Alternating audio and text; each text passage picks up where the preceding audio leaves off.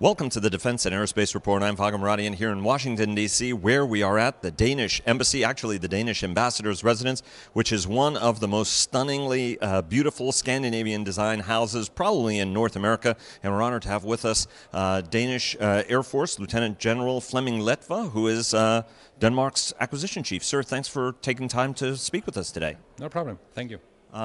Today, you unveiled to a Washington audience the new 6-year Danish Defence Agreement. This isn't a one-year agreement, and it's a very, very important document as Denmark sort of transitions to new threats, a new future after operations, counter-terror operations, whether in Iraq or in Afghanistan over the past 17 or so years. Talk to us about what the agreement is overall, but also what some of the threat drivers are. You're buying all of these new systems, or at least have justification for these new systems because of the threat picture. Talk to us a little bit about, what you're trying to accomplish. Yeah, as you said, it's a 6-year agreement, and I think it's the basis is twofolded. On one hand, we want to fulfill our NATO obligations, and a lot of force goals are going in Denmark's direction, and we want to fulfill those force goals. On the other hand, we see a substantial, I might say, change in the near abroad, and of course Russia and the Baltic Sea is playing a vital part in our opinion, and is of course the fundament in the defense agreement also. So let's talk about some of the capabilities you're reacquiring. I guess, talk to us, in terms of the biggest news. You were an air defense artilleryman in your day with Hawk. Denmark got out of that business for a while. You're going to be back in, so maybe that's the best place to start. Talk to us from an air defense standpoint, the kind of capabilities you want for the future. Of course, we will, again, the F-35 program is very much important on the air defense side. But we will also like to acquire some new GBAT capabilities. We got rid of the old D-Hawk system about 15 years ago, and now we want to go into that kind of business again. To be able to defend a brigade-size army formation, able to deploy in whatever theater might be needed. And any idea what system do you want? Are you looking at Patriot, or are you looking at THAAD? What are the sorts of systems you think would be best suited from a Danish perspective? Well, I think we are not looking for a system as huge as the Patriot. So something in between Manpads and Patriot, designed for a brigade-size area to defend. And when you say it's ground-based air defense system, for our audience who didn't realize what that would have been. On F-35, it seems like a definitive decision, because even though Denmark has been a key partner in the program and Danish industry has been playing a role in it, there were sort of 2 times when it looked like the future of the program might be in jeopardy.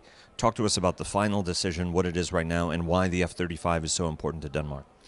Well, it's the hugest program we have ever gone into, not only on the part of the military and the defense forces, but as a nation as such. And I think that we have tried to take the decision twice, and that the first time, I think the financial crisis hit Denmark, and then we took the opportunity to prolong the F-16 fleet.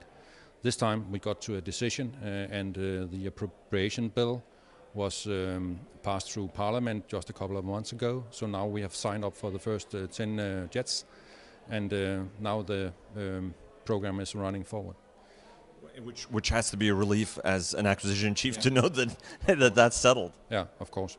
And it's really a part of the old defense agreement.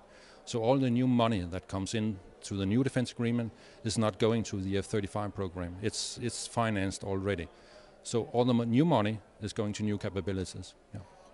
And I think just about everybody in the Pentagon would be welcoming an agreement like that to give you stable, long-term funding.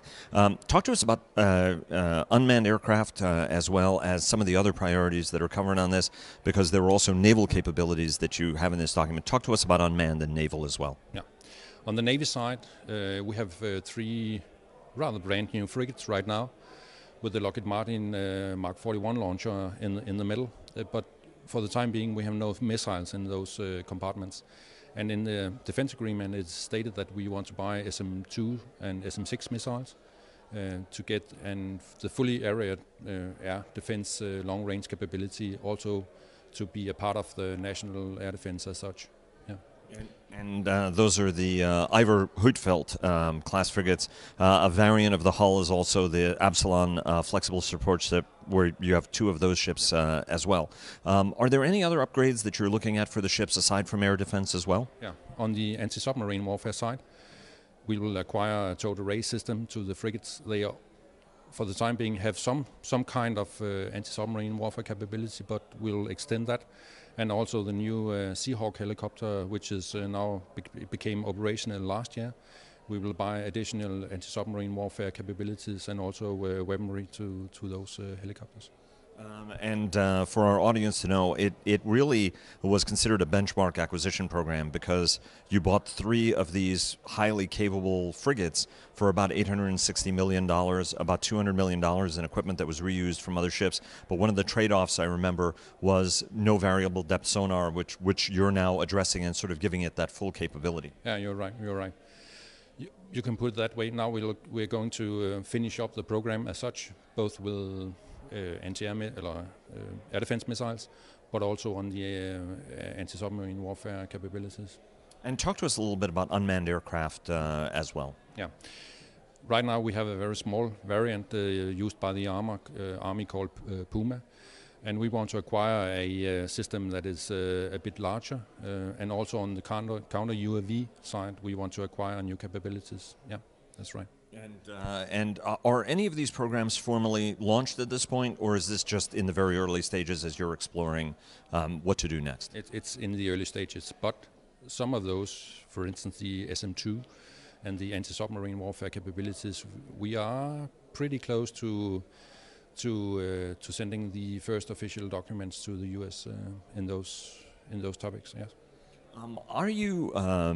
There was great hope at one point, including my commentators, including me, for a long time, was writing about how potentially the Danish approach to frigates, specifically the Ivar Huitfeldt design, could have attraction here in the United States.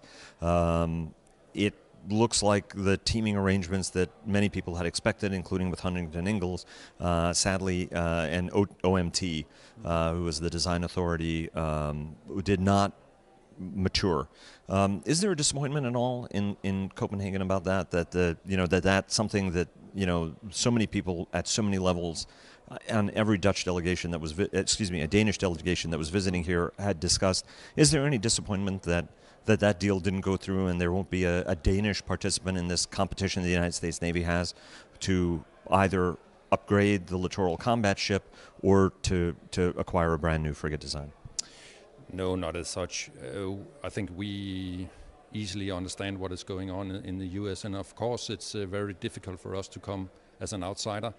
I think we have a very good ship, a very good design, and as far as I know, the US is also sees it as a very good design.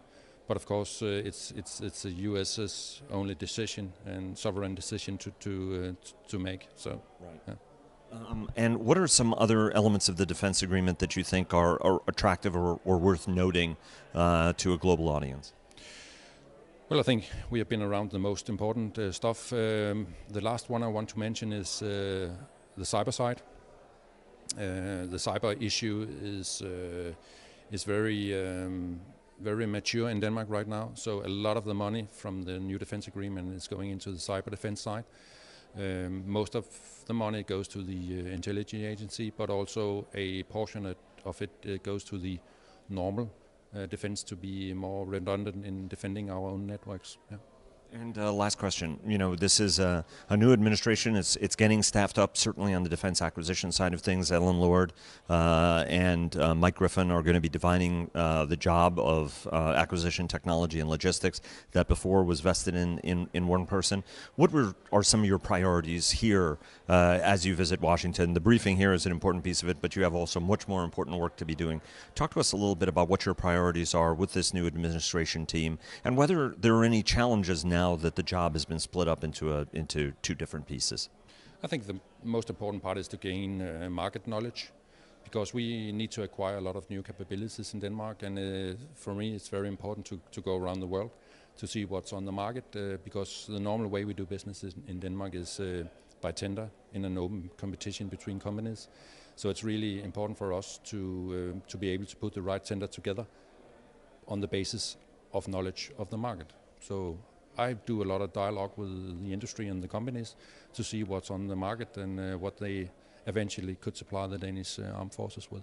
And as a close ally, is there any challenge at all associated with the U.S. splitting up that job, or from your standpoint, is that something that's invisible? It's invincible for me. Yeah, that's fine. And one last question. Innovation. Denmark has always prided itself on innovation both in how to acquire, but also how to innovatively field new capabilities.